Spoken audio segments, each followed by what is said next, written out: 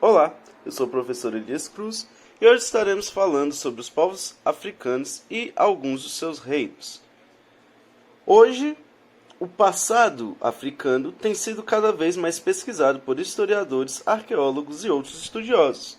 Reinos, impérios e complexas sociedades que marcaram presença no continente desde a antiguidade mostram que a África tem uma história rica, caracterizada pela variedade de povos e pela diversidade cultural. Porém, durante um longo período, a África, especialmente ao sul do deserto do Saara, foi considerada uma região sem história e os povos que nela habitavam eram vistos como incapazes de produzir alguma cultura.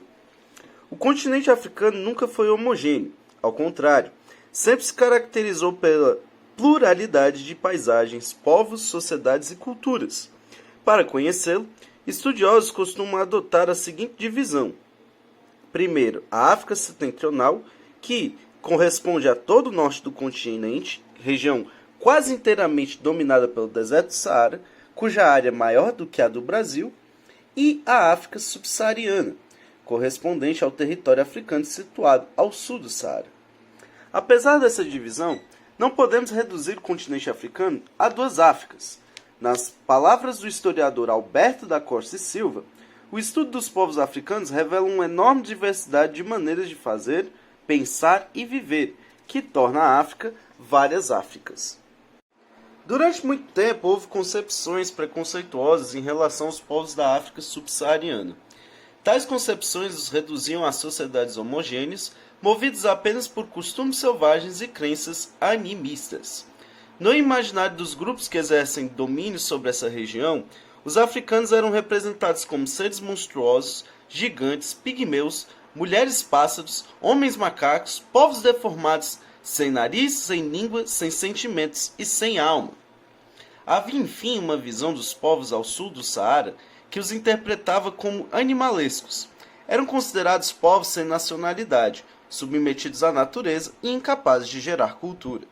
A partir da segunda metade do século XX, porém, as pesquisas históricas e antropológicas sobre as sociedades subsaarianas passaram a questionar pouco a pouco a visão anterior, marcada por preconceitos, equívocos e desinformações. Novos estudos foram recuperando a diversidade dos povos africanos e suas múltiplas culturas, desenvolvidas ao longo de milênios de história. Em relação à atividade econômica, por exemplo, os povos africanos dedicavam-se a uma agricultura variada, na qual se destacavam cultivos como o sorgo, o arroz, o inhame, o trigo, a cevada, a banana, o quiabo e as pimentas. A partir do século XVI, passaram a plantar vários vegetais, como mandiocas, anás, que era como chamavam abacaxi, cacau, tabaco, amendoim, caju, goiaba e feijão, e levados do Brasil por ex-escravos e europeus. Fosse nas savanas ou nas áreas abertas em florestas, os instrumentos agrícolas mais utilizados eram a enxada, o pau de escavar e a pá. Devido à influência egípcia, o arado também era muito utilizado na região da antiga Etiópia, bem antes do século XVI.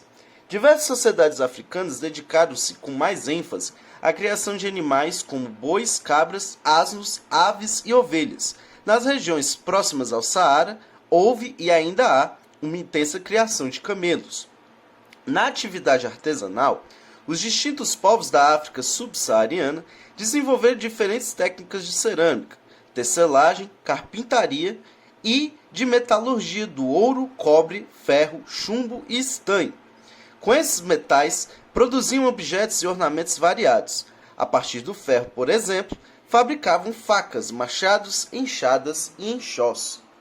Também foram importantes para o desenvolvimento das distintas sociedades e trocas culturais e comerciais entre as regiões africanas e as áreas fora do continente. Os povos muçulmanos do norte da África expandiram aspectos de sua cultura e religião por vasta região ao sul do Saara. Na África Ocidental, ao sul do deserto do Saara, formou-se o reino de Gana. Esse reino se desenvolveu aproximadamente entre os séculos IV e XII, em decorrência da união política de diversas aldeias. Atingiu seu apogeu político e econômico no século IX e meados do século XI, sob a dinastia Tunkara. Uma das importantes fontes de poder dos reis ganeses era a grande quantidade de ouro existente na região. Estima-se que, até a conquista da América, esse reino tenha sido o principal fornecedor de ouro para regiões europeias e árabes, no comércio entre Gana e o norte da África. Feito por caravanas que cruzavam o Saara, os ganeses trocavam ouro principalmente por sal. O comércio de sal na época era bastante importante, dada a raridade deste mineral. Tanto é que em algumas ocasiões, o ouro era permutado por grandes quantidades equivalentes de sal. A sociedade ganesa estava organizada de forma hierárquica e apresentava uma divisão entre pessoas livres e pessoas escravizadas. Entre as pessoas livres existiam subdivisões sociais geradas por diferentes motivos, entre elas a ancestralidade e as atividades laborais desempenhadas. A unidade familiar era muito importante naquele reino, regida pelo homem, e caracterizava uma forma de organização patrilinear. A partir do século XI, o reino de Gana passou a ser invadido por tropas muçulmanas. A presença da religião muçulmana nessa região pode ser atestada por templos islâmicos e por uma grande mesquita instalada na cidade de Aldagoste. A riqueza de Gana atraiu a cobiça de outros povos africanos. No início do século XII, guerreiros do reino do Mali invadiram e conquistaram a cidade de Kumbi Salé.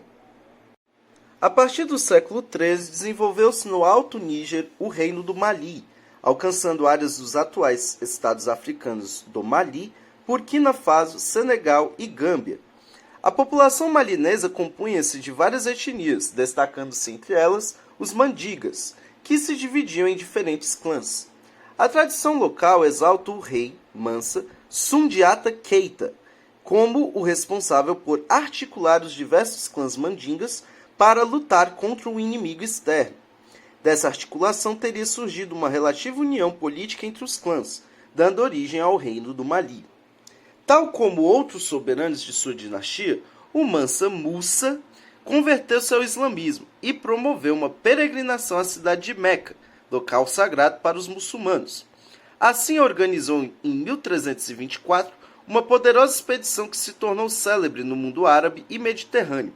Relatos da época indicam que essa expedição compunha-se de milhares de pessoas, entre soldados e serviçais, e reunia centenas de camelos que transportavam cerca de 2 toneladas de ouro. Com a morte do Mansa Musa, depois de 25 anos de reinado, o governo passou às mãos de seu filho, Magan, e depois as de seu sobrinho, Sulaiman.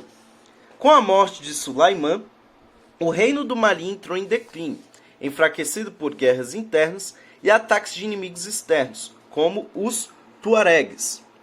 No século XV, conquistadores portugueses entraram em contato com os povos desta região. Iorubá é o nome de uma das maiores etnias do continente africano em termos populacionais. Na verdade, o termo é aplicado a uma coleção de diversas populações ligadas entre si por uma língua em comum de mesmo nome, além de uma mesma história e cultura. A maior parte dos povos iorubás vive na Nigéria, mais precisamente na região sudoeste do país. Há também importantes comunidades presentes em Benin, Gana, Togo e Costa do Marfim. Devido ao tráfico de escravos bastante ativo na área entre os séculos XV e XIX, muitos traços da cultura, língua, música e demais costumes foram disseminados por extensas regiões do continente americano. Um destaque da cultura iorubá são os trajes elaborados, feitos tradicionalmente de algodão.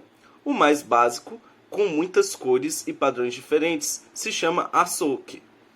Um dos trajes masculinos típicos é o abadá, cujo nome no Brasil virou sinônimo de uma espécie de uniforme de um determinado bloco de carnaval.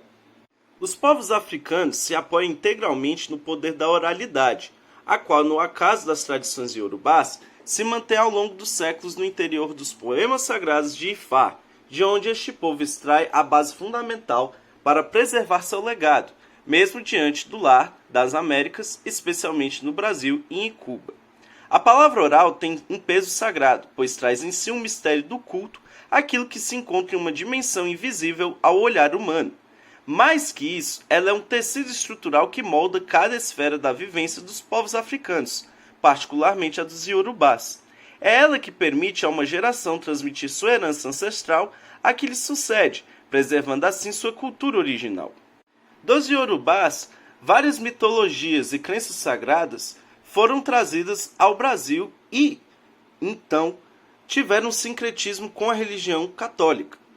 Os versos sagrados de Ifá constituem um meio essencial para se entender o cosmos, a cultura, a religiosidade, a educação, a poética, a dança, o legado musical, a estrutura política social, as interações sociais, a configuração do perímetro urbano, o meio ambiente, a relação com os ancestrais e a ciência praticada pelos iorubás. O cosmo iorubá é arquitetado em uma estrutura quádrupla, daí os sacerdotes serem também enquadrados em categorias que correspondem a esta visão do mundo. Os balalôs dirigem o culto a Ifá, na dimensão da interação humana. Os babalorixás e alorixás, pais e mães que presidem as iniciações no orixá, lideram a adoração a essas divindades.